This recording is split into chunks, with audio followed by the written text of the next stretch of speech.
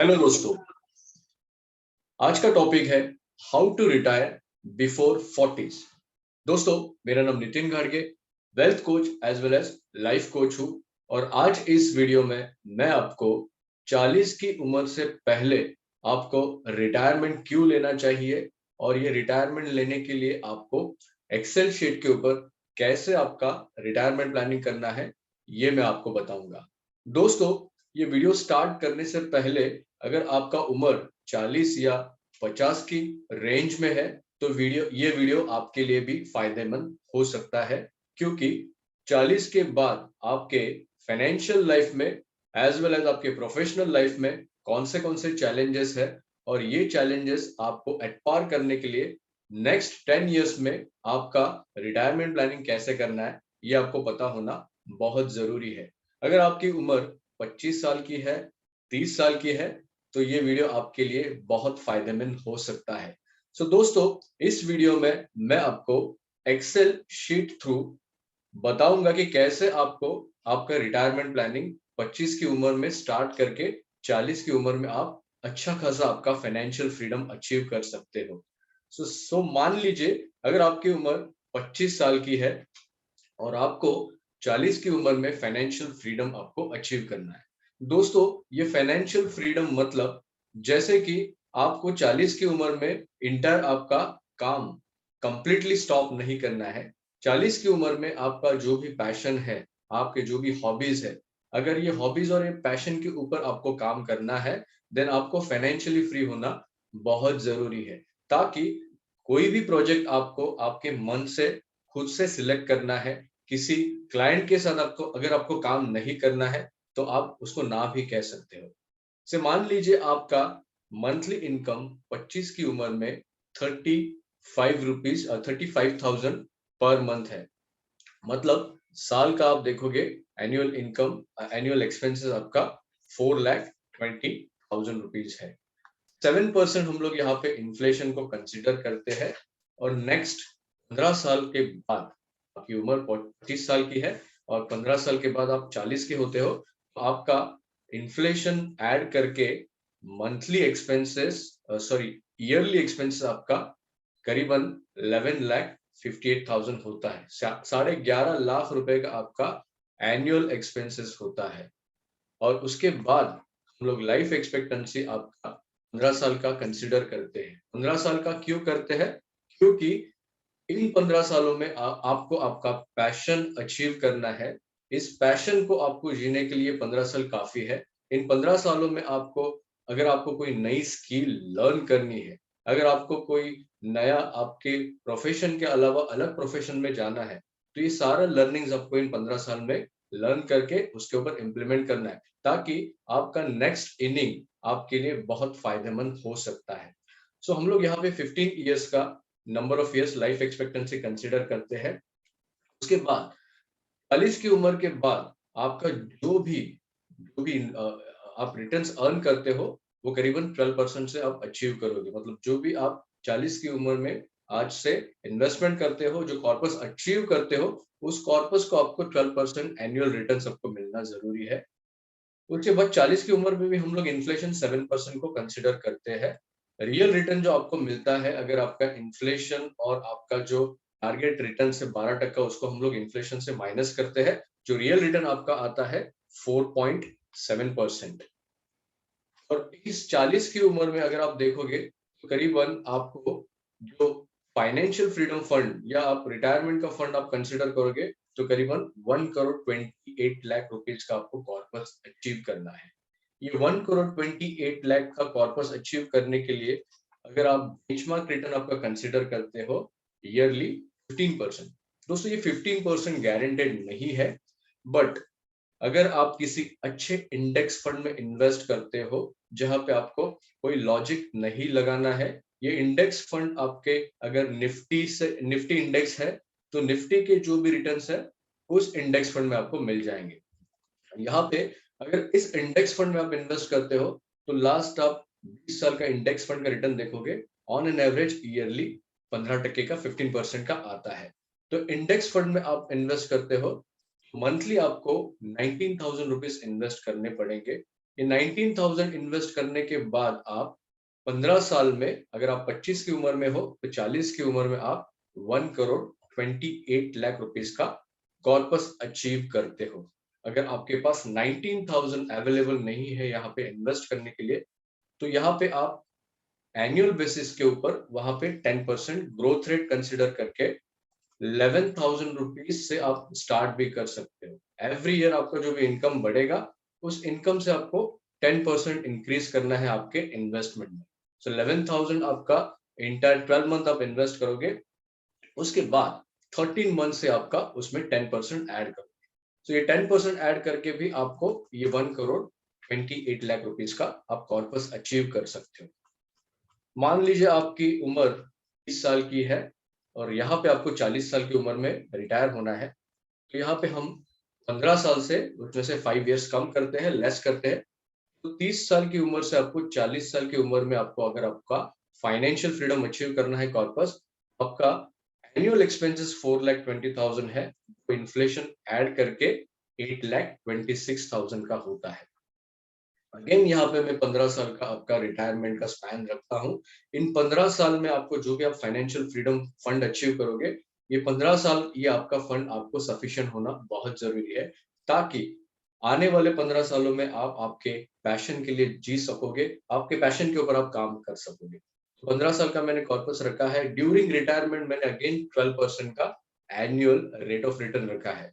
ये 12% का annual rate of return, 7% inflation, inflation का एडजस्टेड रिटर्न, रियल रिटर्न आप कंसीडर करोगे 4.7%। तो ऐसे सिचुएशन में अगर आप 30 साल के हो, 40 साल की उम्र में आपको रिटायर होना है, 25,000 आपका मंथली एक्सपेंसेस है, तो करीबन 91-92 लाख रुपीज का कॉर्पस आपको रिक्वायर्ड है। 92 लाख रुपीज का कॉर्पस अगर आपको अचीव करना है, 15% का आप एनुअल ग्रोथ रेट कंसीडर करते हो। अगेन यहाँ पे मैं एडवाइस करूंगा, अगर आपने कभी म्यूचुअल फंड में इन्वेस्ट नहीं किया, किसी स्टॉक्स में इन्वेस्ट नहीं किया है, तो आई थिंक बेटर आपको इंडेक्स फंड में इन्वेस्ट करना है। यहाँ पे लेकिन आपको जो इन्वेस्ट करना है वो अमाउंट 33,000 रुपीज का मंथली हो रहा है। यहाँ पे एक चीज कर सकते हो आप, जो भी आपका साल का एनुअल बोनस मिल रहा है या कहीं से आपको पैसा मिल रहा है, आपका प्रॉफिट हो रहा है, आप एक यहाँ पे प्रैक्टिस कीजिए कि एवरी ईयर आपको करीबन 1 लाख रुपीज इन्वेस्ट करना है किसी अच्छे निफ्टी 50 के स्टॉक्स में। ये निफ्टी 50 के स्टॉक्स में अगर आपको वो 15% का रिटर्न दे रहा है, तो करीबन 1-1 लाख रुपए आप इन्वेस्ट करने के बाद 22 लाख या 30 लाख का आपका कॉर्पस क्रिएट होता है इंटायर 10 साल की आपके टाइम स्पैन में। तो ये कॉर्पस आप ऐड करोगे, आपका रिक्वायर्ड अमाउंट है वो करीबन 68-69 लाख रुपीज का हो रहा है।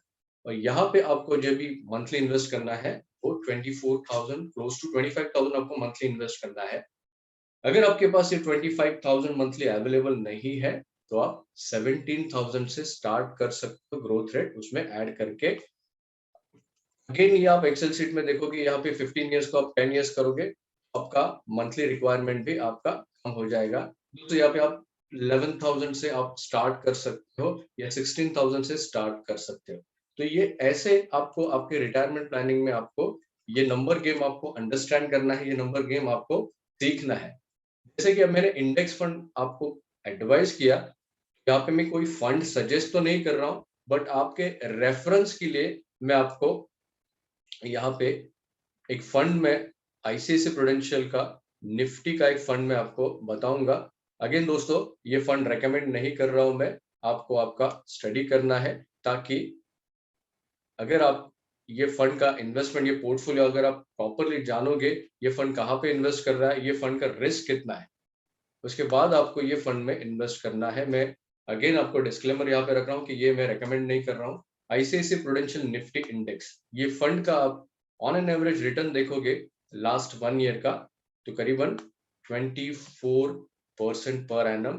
3 इयर्स का आप देखोगे 18% आप रिटर्न आएगा। 5 इयर्स का भी देखोगे आप तो ऑलमोस्ट 15% से ज्यादा रिटर्न है। 7 इयर्स का भी 11% आ रहा है। 10 इयर्स का रिटर्न देखोगे आप तो 13% का रिटर्न आ रहा है। ये फंड आप देखोगे लॉन्च डेट 2002 का है, और यहाँ पे आप लॉन्च डेट के बाद उसका सिंस रिटर्न, आप लॉन्चिंग डेट से आप रिटर्न देखोगे तो करीबन 15% से ऊपर है। ये पोर्टफोलियो भी आप यहाँ पे देख सकते हो, आप किसी वैल्यू रिसर्च या मनी कंट्रोल के साइट के ऊपर जाके इंटायर ये पोर्टफोलियो कहाँ पे इन्वेस्ट कर रहा है, निफ्टी 50 के जो स्टॉक्स है जहाँ जैसे रिलायंस इंडस्ट्री है, इन्फोसिस है, एचडीएफसी बैंक है, आईसीआईसी बैंक है, तो ये सारी कंपनीज में वो इन्वेस्ट करता है, ताकि ये इंडेक्स फंड क्या होता है कि निफ्टी का जो बेंचमार्क है उससे पैरेलल ही आपको रिटर्न मिलते हैं। जैसे मार्केट परफॉर्म करता है वैसे ही आपको दोस्तों यहाँ पे रिटर्न मिलते हैं। सो यहाँ पे आपका 11,000 का 12,000 का जो भी आपका मंथली रिक्वायरमेंट है वो आप यहाँ पे इन्वेस्ट कर सकते हो। उसके अलावा आप ईयरली बेसिस पे अगर आपके पास कुछ लमसम पैसा आता है तो ये लमसम पैसा आप इन्वेस्ट कर सकते हो। निफ्टी 50 के 4 या 5 स्टॉक्स आपको सिलेक्ट करने हैं दोस्तों। यहाँ पे लेकिन आपको आपका स्टडी करना है, बेसिक आपको अंडरस्टैंड करना है कि स्टॉक मार्केट में इन्वेस्ट करने से पहले आपको एग्जैक्टली फंडामेंटल कंपनीज के जानने हैं। थोड़ा सा यहाँ पे आपको आपके लर्निंग के ऊपर ध्यान देना है। यहाँ पे मैं 3 या 4 स्टॉक्स में बताऊंगा उनका पास्ट 10 इयर्स का 5 इयर्स का रिटर्न। निफ्टी 50 के कुछ चुनिंदा स्टॉक्स है जहां पे आप इन्वेस्ट कर सकते हो। ऑल टाइम आपको ये अच्छा डिविडेंड, अच्छा ग्रोथ रेट इस स्टॉक्स में आपको मिलता है। जैसे कि इन्फोसिस को आप देखोगे, ये स्टॉक का आप ईयरली रिटर्न लास्ट 1 ईयर में देखोगे तो करीबन 39% का ईयरली रिटर्न इस स्टॉक्स में आया है। उसके बाद लास्ट 3 इयर्स के रिटर्न देखोगे 33%, लास्ट 5 इयर्स के रिटर्न देखोगे 31%। बट कोई भी इंडिविजुअल स्टॉक्स में इन्वेस्ट करने से पहले आपका time horizon at least minimum 10 years का रखना है, 5 to 10 इयर्स का। 10 इयर्स का रिटर्न उसका देखोगे तो 18%। सो ऑन एन एवरेज अगर आप कुछ स्टॉक्स देखोगे जैसे कोटक महिंद्रा बैंक, ये स्टॉक का रिटर्न देखोगे तो ये स्टॉक ने भी ऑलमोस्ट 10 साल में 15% के ऊपर से रिटर्न दिया है। अगेन मैं डिस्क्लेमर रखूंगा, ये मेरे रेकमेंडेड स्टॉक्स नहीं है। जो भी आपको इन्वेस्टमेंट करना है केयरफुली आपका स्टडी करना है। लास्ट 10 इयर्स में कोटक महिंद्रा में भी 22% एनुअल रिटर्न्स आए हैं दोस्तों। अगेन रिलायंस इंडस्ट्री एक निफ्टी 50 का स्टॉक है, उसमें भी आप देखोगे तो लास्ट 10 इयर्स में ये फंड ने भी ऑलमोस्ट 15% से ज्यादा रिटर्न दिया, 19% का सीएजीआर है। तो अगर आपके पास कुछ लमसम पैसा आता है 50,000 1 लाख, तो एवरी ईयर आपको ऐसे स्टॉक्स में निफ्टी 50 में इन्वेस्ट करना है, ताकि आपका जो भी रिटायरमेंट कॉर्पस है वो एट द एज ऑफ 40 आप इजीली अचीव कर सकते हो। सो 25 साल की उम्र में अगर आपको रियलाइज हो रहा है कि 40 इयर्स में आपको रिटायर होना है, फाइनेंशियली फ्री होना है, 30 इयर्स में आपको रियलाइज हो रहा है कि 40 इयर्स में आपको फाइनेंशियली फ्री होना है, तो ये स्ट्रैटेजी आपको जाननी बहुत जरूरी है। अगर आप 40 साल की उम्र में हो तो यहाँ से आपको 50 इयर्स की उम्र में मतलब करीबन नेक्स्ट 10 इयर्स में आपको ये स्ट्रैटेजी इंप्लीमेंट कर आपको रिटायरमेंट प्लानिंग आपका या फाइनेंशियल फ्रीडम आपका अचीव करना बहुत जरूरी है। दोस्तों अगर ये वीडियो आपको अच्छा लगा हो तो नीचे दिए हुए बेल आइकॉन के ऊपर क्लिक कीजिए, चैनल को सब्सक्राइब कीजिए, और आने वाले दिनों में ऐसे ही मैं पर्सनल फाइनेंस रिलेटेड आपको वीडियो शेयर करूंगा। नीचे डिस्क्रिप्शन में भी काफी सारे पर्सनल फाइनेंस वीडियो के लिंक्स मैंने दिए हुए, अगर आपको वो लिंक्स अच्छे लगते हैं तो आप शेयर करना मत भूलिए। दोस्तों तब तक के लिए थैंक यू वेरी मच, आपका दिन शुभ रहे।